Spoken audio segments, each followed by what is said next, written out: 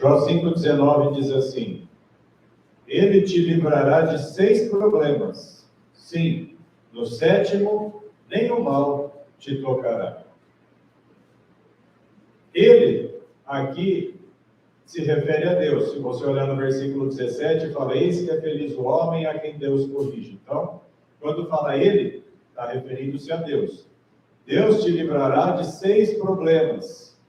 Sim, no 7º, nenhum mal te tocará. Eu cheguei nesse versículo assistindo um estudo que a pastora colocou no Telegram sobre a linha do tempo.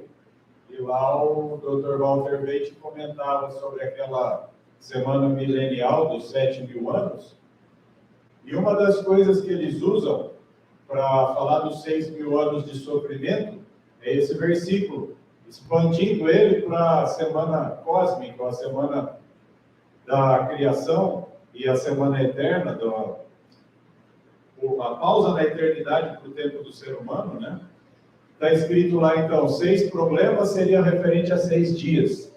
E aí, do 7º, nenhum mal te tocará, se referindo à proteção do sábado. Essa era a ideia inicial que o pastor coloca lá no estudo, o doutor coloca. Então, existe um momento onde Deus vai dar descanso ao seu povo. E nós vemos isso de Gênesis até Apocalipse. Mas eu fui olhar, porque esse texto fala sobre Jó. E aí eu fui entender quais eram, porque outra palavra para problema, na outra versão fala de 6 angústias te livrará. E a 7ª, nenhum mal te alcançará. Ou seja, 6 angústias alcançaram o Jó, mas da 7ª Deus livrou. E eu fui ver quais eram as 6 angústias. Nós não vamos ler tudo isso, eu só vou citar para vocês. As 4 primeiras estão no capítulo 1, depois que Deus conversa com Jó, e eles Satanás começa a acusar a vida de Jó, e aí Deus fala: toca, mas poupa a vida. E a primeira angústia que ele sofre foi os bois e os jumentos, e mais os servos que morreram de uma vez. Aí começa aquela sequência assim: estando este ainda falando, veio outro que falou: os teus camelos foram roubados, e os teus servos foram mortos. Depois, teus filhos e a casa.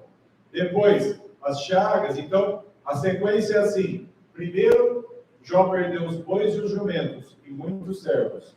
O segundo, que está no versículo 16, ovelhas e depois servos. Depois, camelos e servos. Depois, a quarta angústia de Jó foram os filhos e a casa onde eles estavam.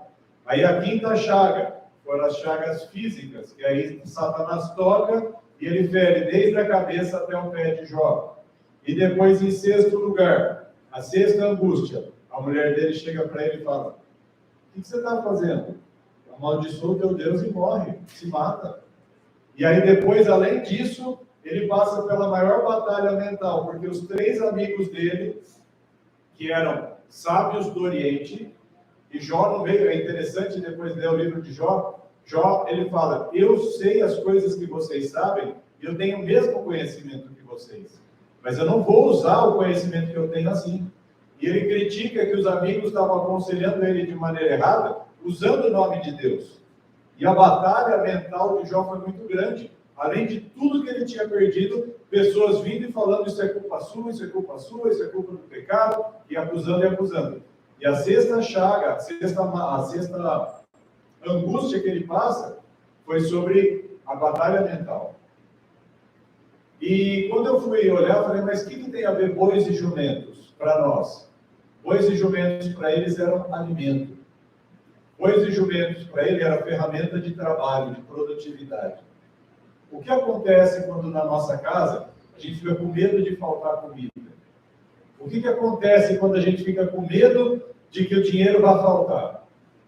Ovelhas, alimento. Ovelhas também forneciam calor, vestidos, roupas, aqueciam, proteção, e ele perdeu todas. Os camelos eram os carros daquele tempo. O Jó é como se hoje fosse o dono de uma loja como se ele fosse dono dessas de aluguel de carro, que tem carro para o país inteiro. O Jó tinha tudo isso. Os camelos eram um meio de locomoção, de ajudar na caça, de conduzir os outros animais também, eles eram usados. Eu preciso dar exemplo de filhos em casa, como que isso afeta a nossa vida. Eu preciso falar para vocês como que uma doença física afeta o nosso corpo e como ela mexe com o nosso emocional e com o nosso racional. Eu preciso perguntar como que os nossos familiares atingem a nossa mente. Ou eu preciso perguntar para vocês como que a influência de pessoas da igreja te acusando fazem mal para a nossa vida. Nenhuma dessas coisas Jó pecou. Mas ele foi angustiado em todas elas.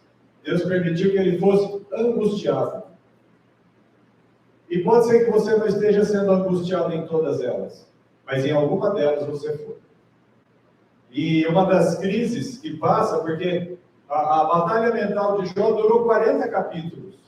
Aí lá no finalzinho, no último, o Senhor restaura e o Senhor ainda usa o Jó para interceder por todos eles. E Deus aceita a intercessão de Jó. Mas quantas dessas batalhas nós estamos sofrendo e já fomos abatidos?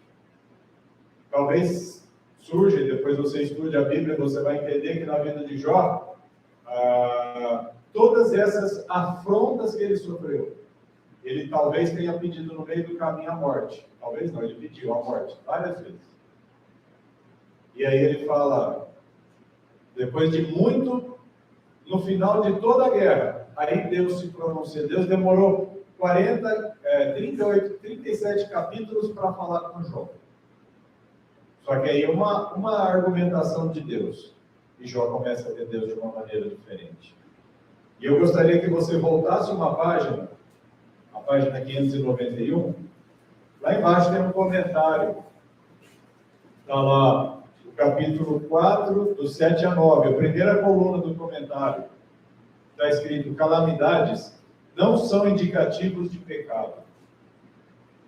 É muito comum aos seres humanos julgarem que, em grandes calamidades, são seguro indicativo de que grandes crimes e enormes pecados. Mas as pessoas frequentemente erram ao assim medir o caráter. Não estamos vivendo no tempo do juízo retributivo. Nós estamos vivendo o tempo do juízo investigativo. O juízo de retribuição, de pagar tudo segundo os seus pecados, ainda não se completou. Por vezes, não são todas, mas por vezes, muitas vezes, as pessoas ultrapassam a linha demarcatória do cuidado protetor de Deus. Muitas vezes a gente avança o sinal, Deus nos protege num lugar e a gente sai daquele lugar. O que acontece então? Então Satanás exerce sobre ele seu poder e Deus não intervém. Muitas vezes nós podemos estar sofrendo sofrimentos desnecessários, é isso que ela quer dizer. Mas não é toda vez que existe um sofrimento na nossa vida que é porque nós pecamos ou erramos. Deus nos coloca à prova porque Ele quer nos levar além. Deus tem planos maiores para a nossa vida.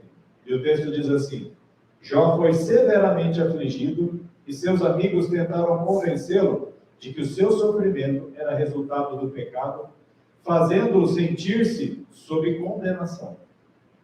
Representaram seu caso como de um grande pecador, contudo, o Senhor os repreendeu pelo julgamento de seu fiel servo. A repreensão de Deus para esses três amigos, depois você pode ler no capítulo 42, quando Deus fala para os três que eles testemunharam falsamente de Deus. Mesmo tendo conhecimento de Deus, usaram o nome de Deus para falar, você pecou por causa disso e você por causa daquilo. Isso foi um testemunho falso contra Deus. E Jó teve que pedir perdão por eles. E só o título dos outros dois comentários. Tão cegos quanto os amigos de Jó. E depois, os amigos de Jó representaram a Deus de maneira errada. O que eu estou querendo dizer para vocês? Nós estamos passando por uma série de batalhas. Quais delas são por sofrimento desnecessário? Avançamos a linha que Deus mandou não avançar. Eu creio que a maioria delas nós temos consciência que nós avançamos a linha. Mas muitas vezes Deus nos coloca à prova Deus nos coloca enfermos, Deus nos permite passar por batalhas, porque nós precisávamos passar por aquilo. Tanto que qual que é a conclusão de Jó? Senhor, eu achava que eu te conhecia, mas o Senhor é muito maior do que eu imaginava, e ele era fiel. Ele foi fiel com câncer da cabeça até o dedão do pé. Ele foi fiel sem filhos, ele foi fiel sem recurso, sem comida, sem roupa. Sabe o que é mais interessante de todas as angústias de Jó? O que não faltou, que Deus permitiu que ficasse ali e que Deus queria que eu ressaltasse nesta manhã? Deus não tirou a moradia de Jó. A casa de Jó permaneceu. Ele e a esposa permaneceram. Porque Deus sabe que a gente precisa de um socorro. Ele sabe o quanto a gente pode suportar. Então a esposa e ele permaneceram. Os amigos eram pessoas de Deus, mas agiram contra Deus. Depois pediram perdão e Deus perdoou os amigos. Então Deus sabe o limite. Ele sabe aonde a gente pode ser provado. Ele sabe aonde a gente hoje, aonde a gente está murmurando, o que a gente não está grato. Deus sabe pelo que a gente está reclamando hoje. Analisa depois da tua vida quais as angústias. E essas angústias, se é porque você avançou a linha, ou porque Deus permitiu, ou Deus está colocando à prova os seus desejos. Analisa de Deus. E nós vamos pedir agora para o Senhor nos manter dentro da demarcação da presença do Senhor. Porque o que Deus está mostrando para a igreja, as batalhas e guerras que nós temos enfrentado, é que nós não temos sido fiéis, como foi esse homem chamado Jó. E Deus está nos mostrando o quanto nós ainda temos para alcançar. Esse culto não é para mim e para você. Nós viemos aqui como deveríamos fazer a nossa vida toda, como Jó fez. O que Jó fazia? Todos os dias ele oferecia por ele, pela sua casa, pelos seus filhos, que porventura alguém errasse, não ofenderia a Deus porque ele intercedeu. O momento hoje, a questão aqui é, eu mandei uma mensagem ontem no WhatsApp da igreja, não sei se todos leram, mas o foco daquela mensagem é assim: hoje você está aqui para servir a Deus e a Jesus. Hoje nós viemos para ter um momento com o Criador, com o Pai Criador e com o Filho Criador. Hoje nós estamos aqui num momento onde os anjos celestiais estão ao nosso redor, lembrando do que o Miguel, o chefe deles, fez na cruz. Como Jesus se sacrificou. O mundo espiritual, o céu, tem total consciência do que aconteceu. Mas a igreja ainda está lutando pelas suas vontades. Nós ainda estamos lutando por uma causa errada. Agora é hora da gente se ajoelhar diante do Senhor. Quando entrares na casa do Senhor, se ajoelhe, oferece. Peça a Deus que ajude quem estiver aqui na frente. A igreja tem que pedir isso, não é só os levitas, os ministros. Senhor, nós temos que fazer romper. A igreja tem que pedir e batalhar.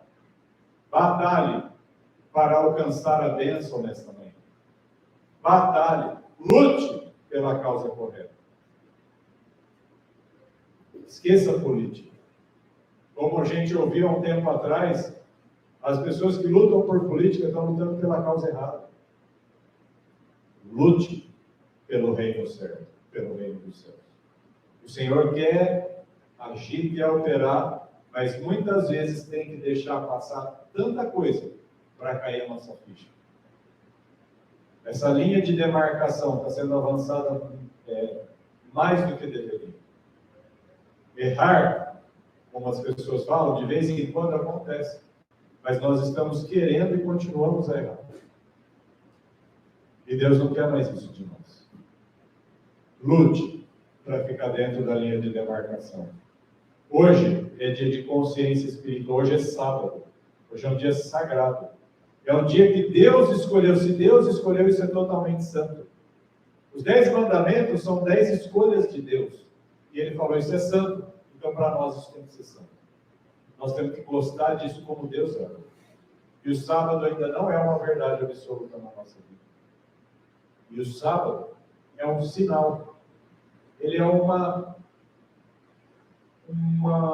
identificação de que nós gostamos do que Deus gosta. Esse momento, independente do tempo que for esse culto, tem que ser um momento de prazer e de alegria, porque nós estamos no lugar e no momento que Deus determinou. O Senhor está pedindo para nós nos desarmarmos e oferecermos a Deus tudo o que nós temos e somos. Vamos nos ver.